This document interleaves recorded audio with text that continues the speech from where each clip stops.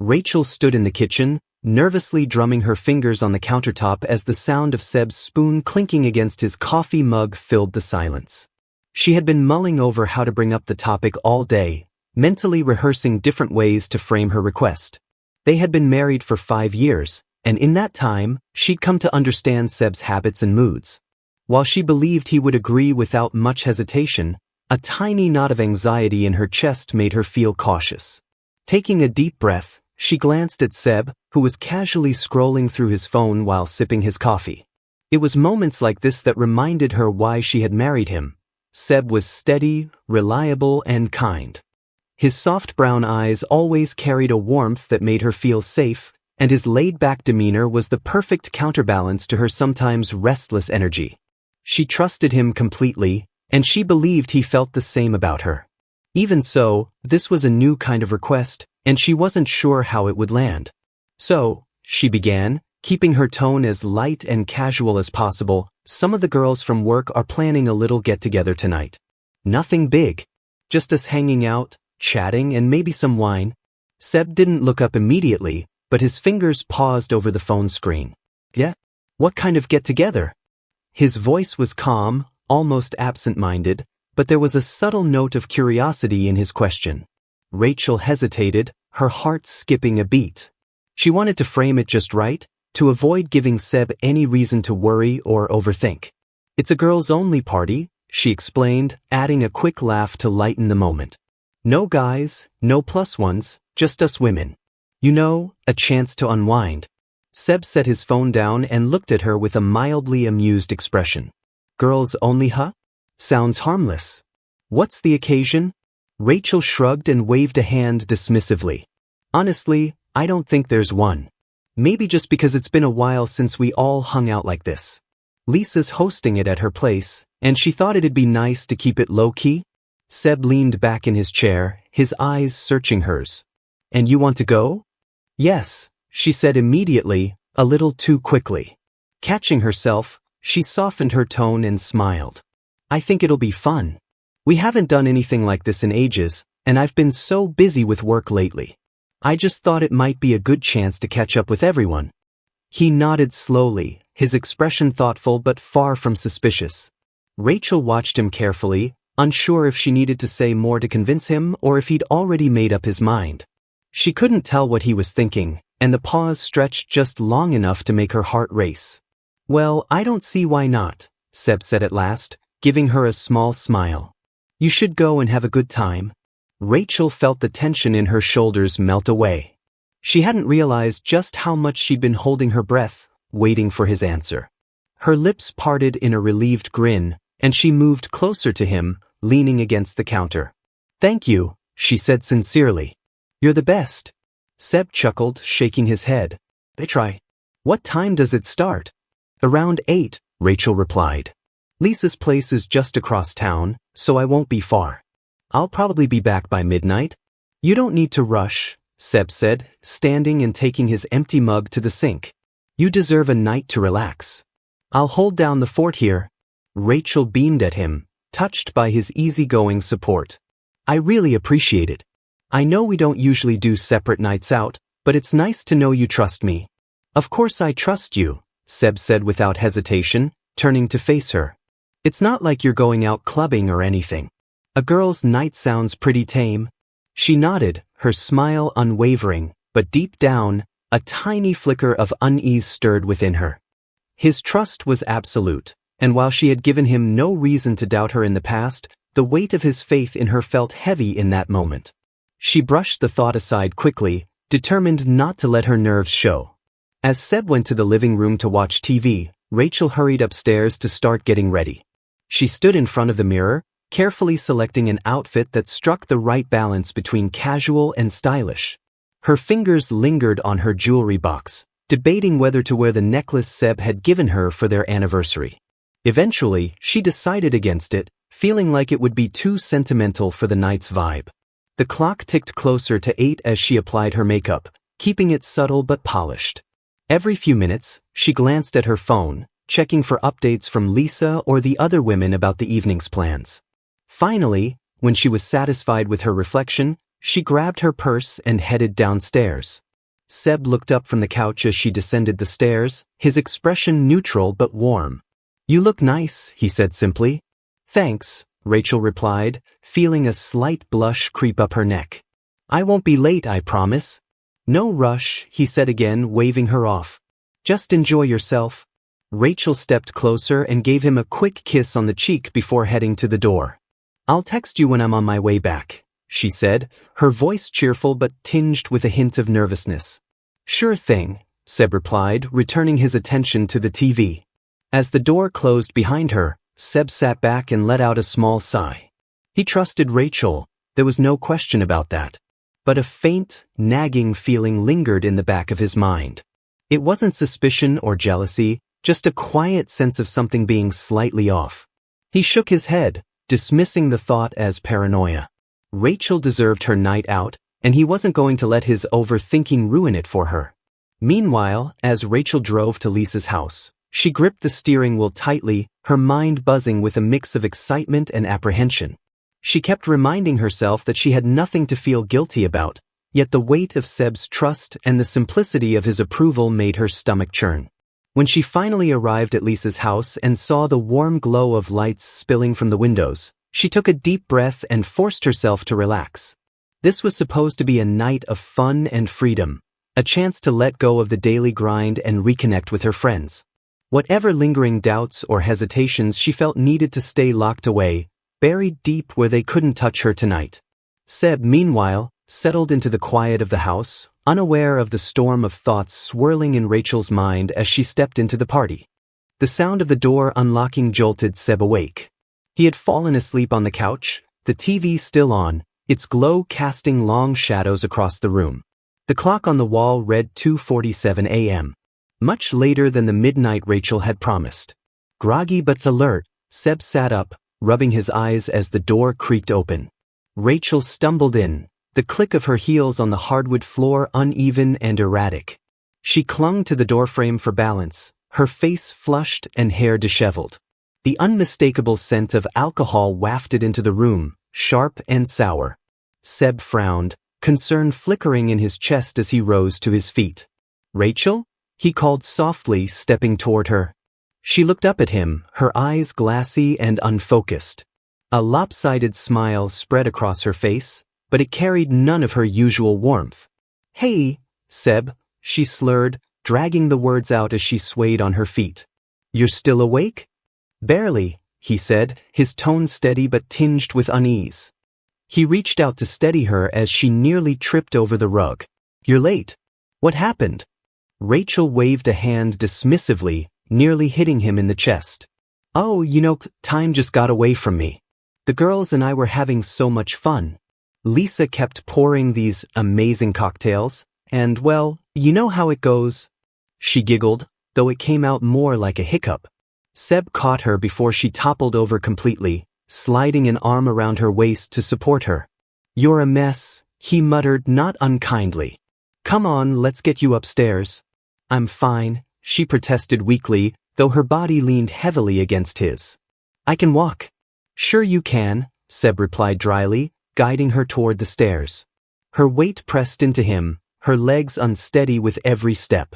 He couldn't remember the last time he'd seen her like this, if ever. Rachel was usually composed, in control. This version of her was unfamiliar, and it stirred an uncomfortable knot of doubt in his stomach. As they reached the top of the stairs, Rachel tripped slightly, letting out a laugh that felt too loud for the quiet of the night. Seb tightened his grip, steadying her before she could fall. "You're going to wake the neighbors at this rate," he said, trying to inject some lightness into his voice, though his mind was far from at ease. Rachel ignored the comment, leaning her head against his shoulder as he guided her down the hallway to their bedroom. "You're so good to me, Seb," she mumbled, her words muffled against his shirt. "I don't deserve you." He stiffened slightly at the remark but didn't respond. Instead, he helped her sit on the edge of the bed and crouched down to remove her heels. Her head lolled forward, her hair falling in messy strands around her face. "Let's get you out of this dress," he said, keeping his tone neutral. He began to reach for the zipper on her back, but she twisted away abruptly, clutching the fabric to her chest. "No, no," she said, her voice suddenly sharper. I can do it myself. Just give me a minute. Seb raised his hands in surrender and stepped back, watching as she fumbled with the zipper. Her movements were clumsy, and her hands trembled slightly as she worked, but she managed to slip out of the dress and pull on one of his oversized t-shirts that she often wore to bed. He handed her a glass of water from the nightstand, his eyes scanning her face for any sign of what had happened that night. She drank greedily, nearly spilling the water down her front, before collapsing onto the bed with a heavy sigh. You should get some sleep, he said, pulling the blanket over her. We can talk in the morning. Rachel nodded vaguely, her eyes already closing. You're the best, Seb, she murmured again, her voice trailing off as sleep claimed her. Seb stood by the bed for a moment, watching her. She looked peaceful now, her face softened by sleep, but the events of the night lingered in his mind. The late hour, her drunken state, the vague explanation of what had kept her so long, it didn't sit right with him. Rachel wasn't the type to lose track of time or overindulge without a good reason. Something about her demeanor felt off, but he pushed the thought aside. He trusted her. He had to. Still, as he turned off the light and climbed into bed beside her, he couldn't shake the nagging feeling that something was wrong. Her words echoed in his mind, I don't deserve you. The next morning, Seb woke to the sound of Rachel groaning softly. She rolled over, burying her face in the pillow, her hand clutching her forehead. The sunlight streaming through the curtains seemed to stab at her eyes, and she winced. Rough night? Seb asked, his voice calm but probing. Rachel let out a half-laugh, half-groan. You could say that. I think I might have had one drink too many. Maybe more than one, Seb said, his tone light but his gaze sharp. He sat on the edge of the bed, his hand resting on his knee. You were a mess when you got home. I was worried about you. She peeked at him through her fingers, a sheepish smile playing on her lips. I'm sorry, Seb. I didn't mean to make you worry. We were just having so much fun, and I lost track of time. What were you guys even doing? He asked, leaning forward slightly. You didn't mention it would run this late. Rachel hesitated, her smile faltering for a fraction of a second. Oh, just talking, laughing, catching up. Lisa made these killer margaritas, and we might have had a little too much fun with karaoke. It was harmless, I promise. Seb nodded slowly, his expression unreadable. Harmless, he repeated. Well, I'm glad you had fun. But next time, maybe let me know if you'll be late? I was starting to think something happened to you. She reached out and squeezed his hand, her grip warm but faintly unsteady. Of course, I didn't mean to worry you. I guess I needed a night to let loose. You understand, right? He studied her for a moment, searching her face for something he couldn't quite name. Rachel met his gaze with a smile, but there was a flicker of something else in her eyes. Guilt, perhaps, or maybe just exhaustion. Seb couldn't be sure. Yeah, he said finally, his voice quiet. I understand. But as he left the room to start the day, that same uneasy feeling from the night before followed him. Something about Rachel's explanation felt too rehearsed, too carefully constructed. He wanted to believe her. He did believe her, but the seed of doubt had been planted, and it refused to be ignored. Seb sat at the kitchen table, absently stirring his coffee as he scrolled through his phone. It was a quiet Sunday morning, but something felt different.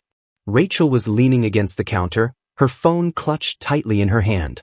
She wasn't saying much, just scrolling and tapping at the screen, occasionally letting out a small, nervous laugh or a soft sigh. He glanced up at her, frowning slightly.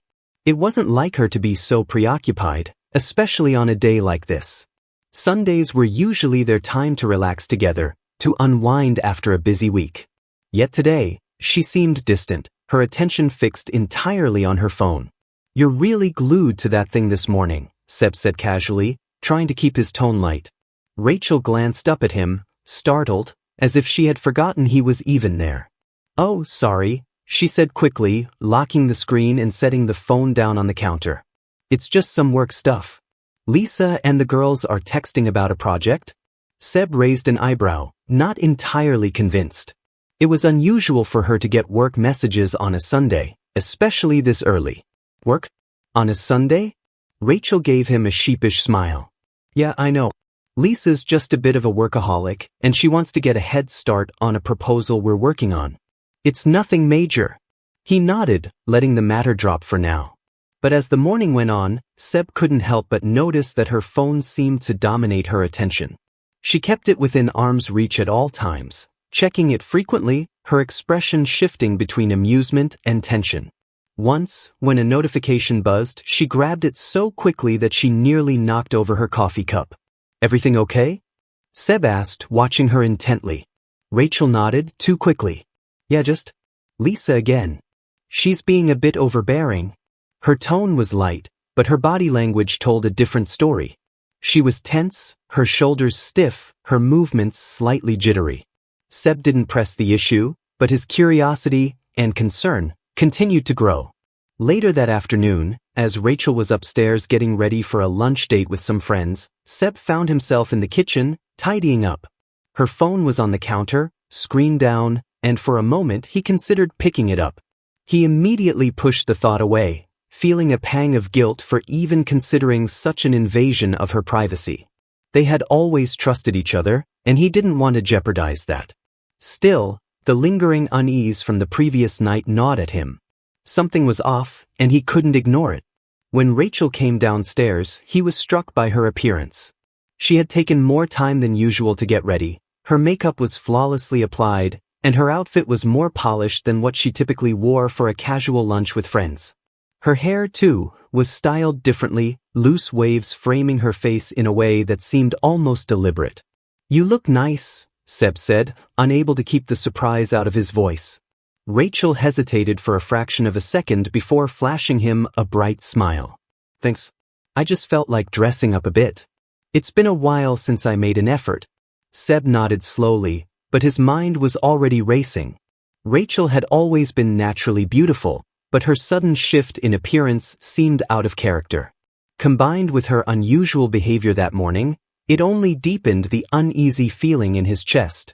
As she slipped on her shoes, her phone buzzed again, and she picked it up quickly, her expression flickering with something unreadable before she tucked it into her bag.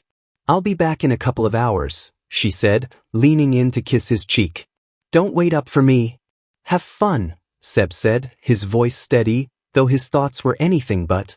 As the door closed behind her, Seb sat down on the couch, his mind replaying the events of the past 24 hours.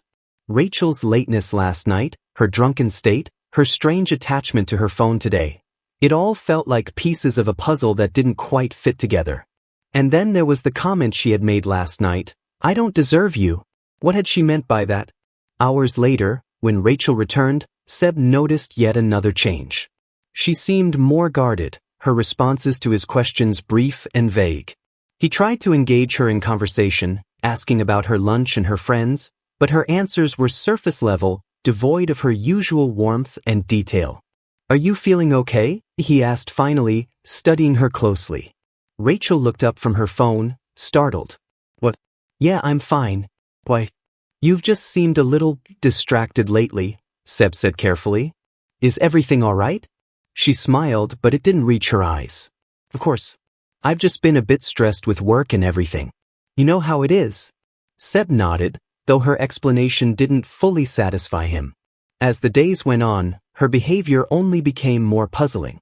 She was constantly checking her phone, her expression unreadable as she typed out rapid responses to messages from unknown senders. Seb noticed that she had also started taking her phone with her everywhere, something she hadn't done before. Even when she went to the bathroom, the phone was always in her hand. There were other changes too, small, subtle shifts that Seb couldn't ignore. Rachel seemed more preoccupied with her appearance, spending extra time in front of the mirror and wearing perfume more often than usual. She also seemed to be avoiding physical intimacy, brushing off Seb's attempts to cuddle or kiss her with excuses about being tired or not feeling well. One evening, as they were watching a movie together, Rachel's phone buzzed on the coffee table. She grabbed it immediately, her face lighting up for a split second before she quickly turned the screen away from Seb and typed out a response. "Who's that?" Seb asked casually, though his stomach twisted as he waited for her answer. "Just Lisa," Rachel said quickly, setting the phone back down. But Seb couldn't shake the feeling that she wasn't being entirely honest. There was a tightness in her voice, a flicker of unease in her expression that didn't go unnoticed. And then there was the moment that truly set Seb's mind racing. One morning, as Rachel was in the shower, Seb walked into the bathroom to grab a towel. On the counter, he noticed a small box tucked behind Rachel's toiletries. His heart stopped when he realized what it was, a home pregnancy test. He stared at it, his mind reeling. They hadn't been trying for a baby, or even discussing the possibility. In fact, Rachel had always been adamant about waiting until they were more financially stable before starting a family.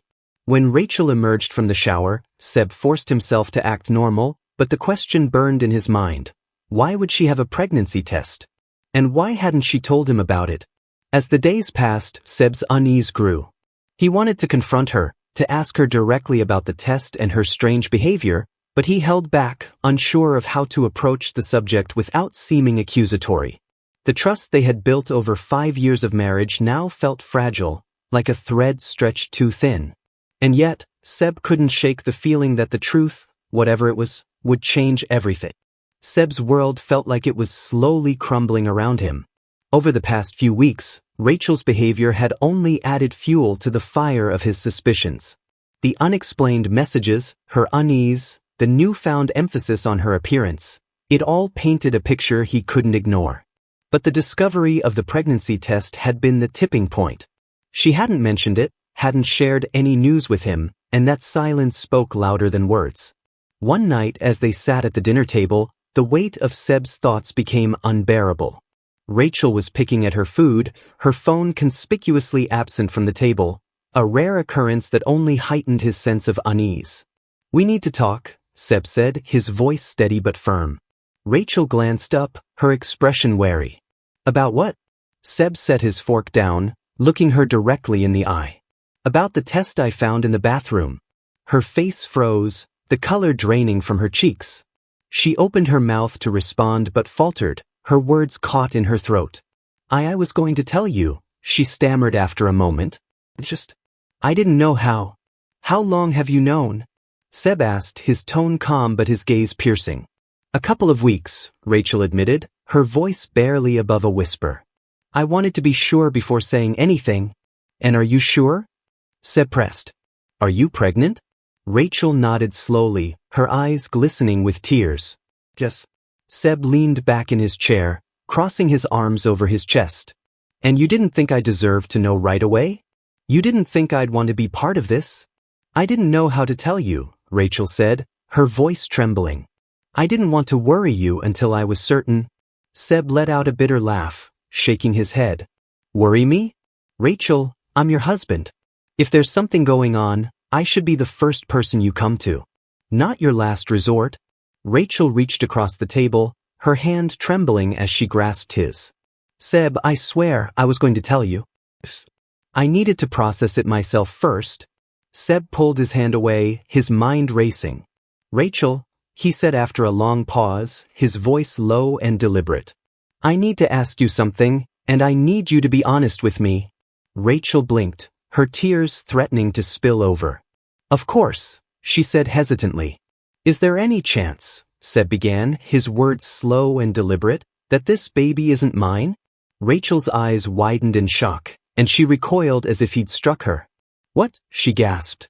"Seb, how could you even think that?" "You've been acting strange for weeks," Seb said, his voice rising slightly. "The late nights, the messages, the secrecy, I can't ignore it anymore. If there's even a chance." "There's no chance," Rachel interrupted, her voice breaking. "Seb, I swear to you, this baby is yours. I haven't, there hasn't been anyone else." Seb stared at her, his heart pounding in his chest. He wanted to believe her, wanted to cling to the trust they had built over 5 years of marriage. But the doubt that had taken root refused to let go. "Then you shouldn't have a problem taking a DNA test," he said, his tone cutting through the tension like a knife. Rachel's jaw dropped, and for a moment, she was too stunned to respond. "A DNA test?" she repeated, her voice shaking. "Seb, do you even hear yourself? That's insulting." "Maybe it is," Seb admitted, his voice hard. "But I need to know. If you're telling the truth, then the test will prove it, and we can put all of this behind us. Rachel shook her head, her tears falling freely now. I can't believe this, she said, her voice cracking. You're my husband, Seb. You're supposed to trust me. I want to trust you, Seb said, his voice softening slightly. But right now, I need more than words. I need proof. The days leading up to the test were fraught with tension.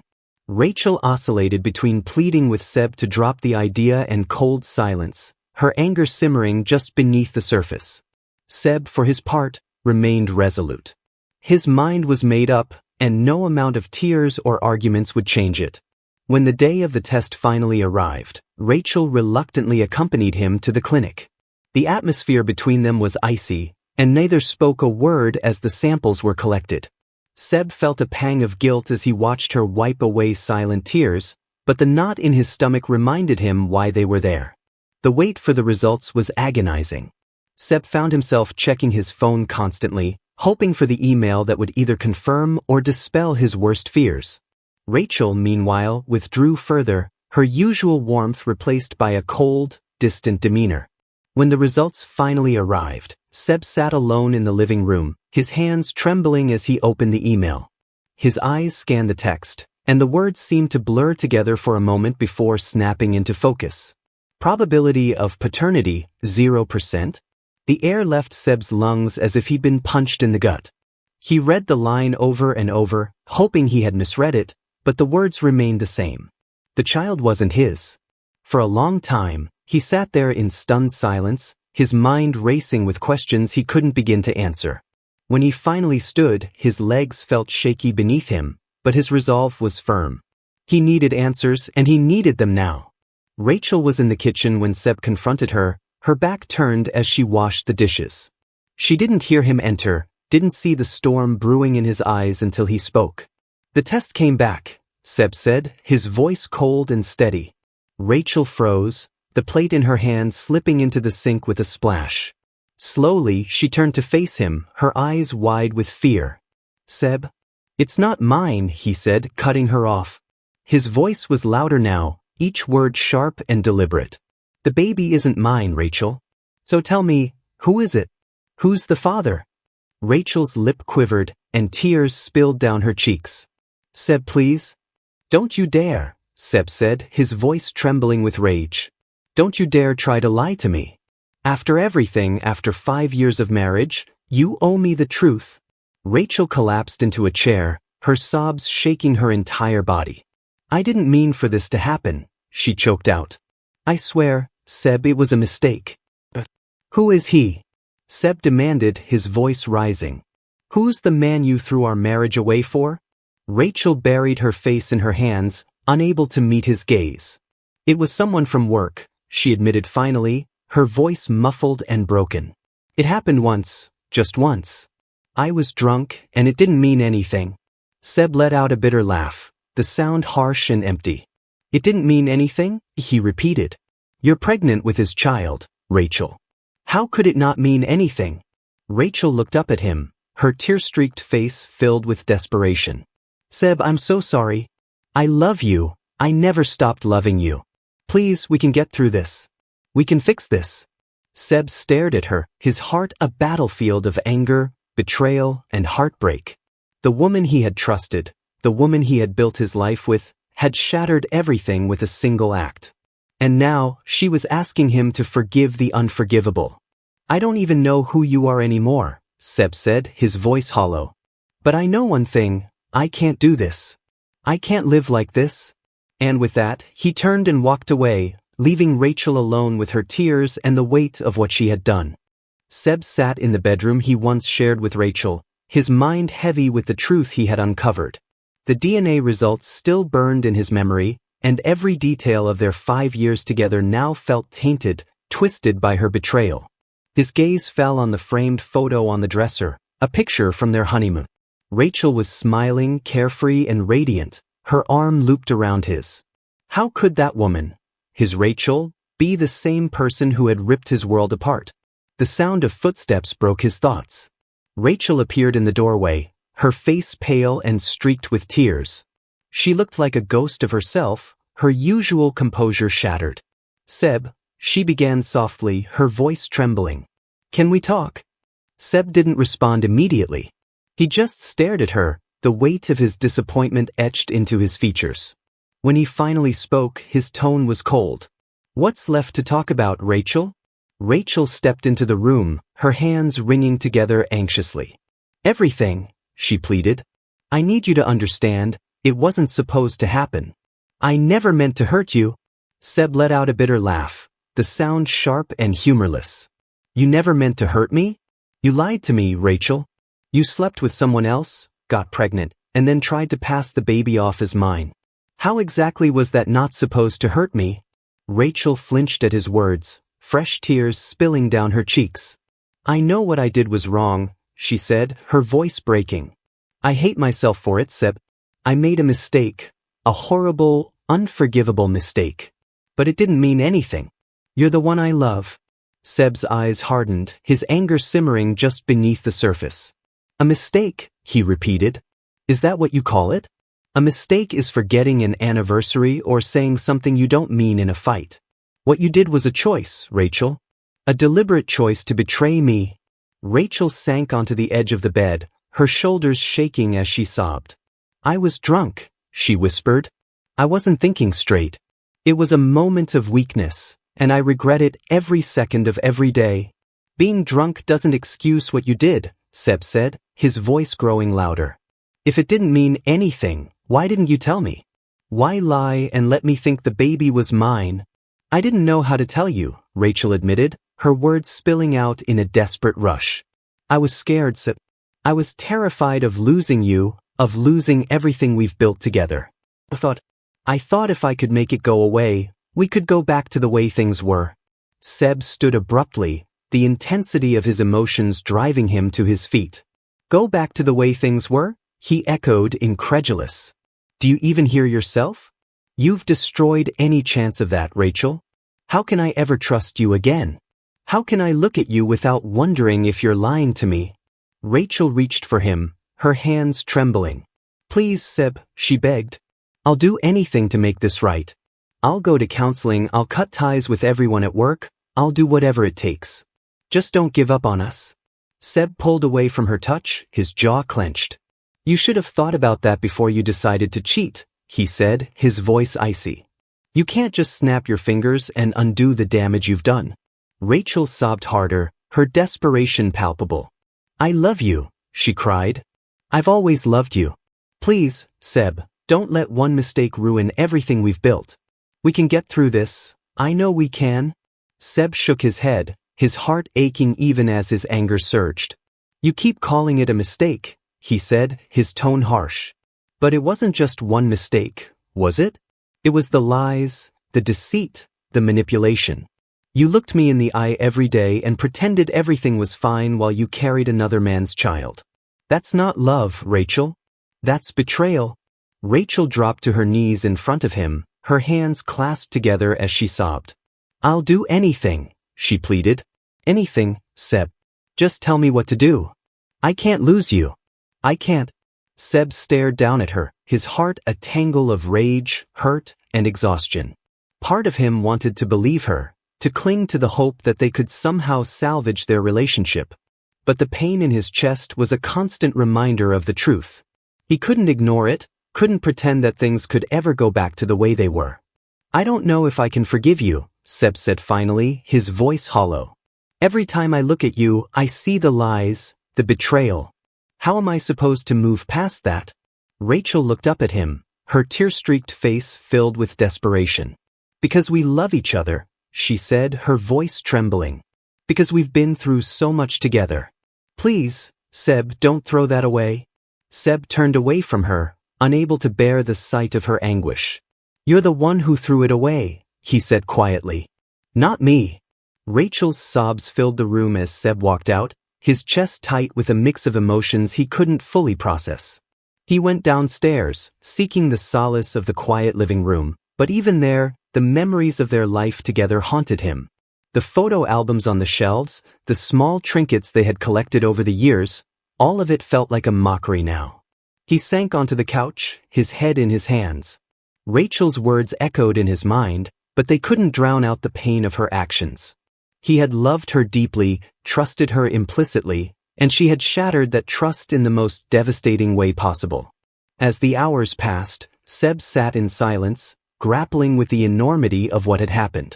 Rachel's cries eventually quieted, but the tension in the house remained thick, an unspoken acknowledgement of the broken trust between them. For Seb, the road ahead felt uncertain and fraught with pain. He didn't know if he could ever forgive Rachel, or if their marriage could survive the damage she had done. All he knew was that the life they had built together was forever changed, and the trust that had once defined their relationship was now nothing more than a fragile memory.